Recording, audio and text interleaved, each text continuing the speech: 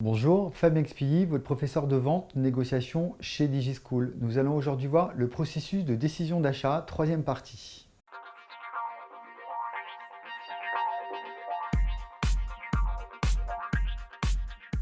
Nous avons vu sur les autres vidéos que pour pouvoir négocier, on devait prendre un certain nombre de critères en compte et que le consommateur va du coup identifier chez lui un besoin et va ensuite rechercher de l'information. Donc ce qui va être nécessaire également d'identifier, c'est que le consommateur il va évaluer différentes alternatives par rapport à son achat.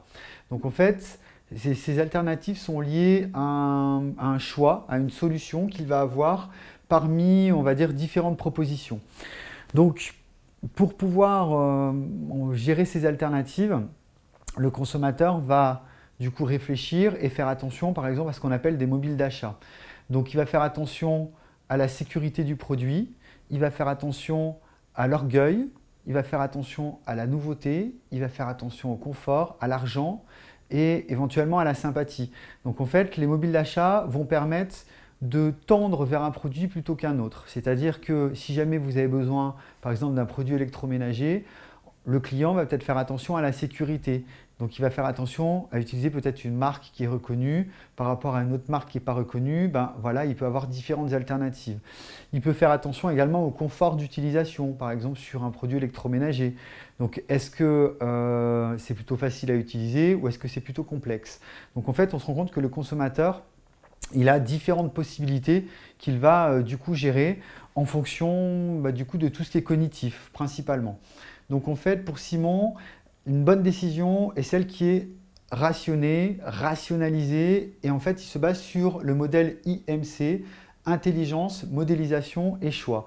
Donc c'est-à-dire en fonction de son intelligence, de ses capacités, on va avoir tendance à choisir un produit plutôt qu'un autre. C'est très courant que l'on voit dans notre quotidien une personne qui a acheté un produit que nous, on n'aurait pas forcément acheté.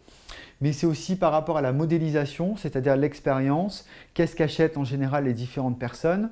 C'est le cas souvent par exemple sur des tablettes où on va par exemple utiliser une marque en particulier parce qu'on sait qu'elle est souvent utilisée, souvent achetée, donc du coup on prend modèle sur les autres.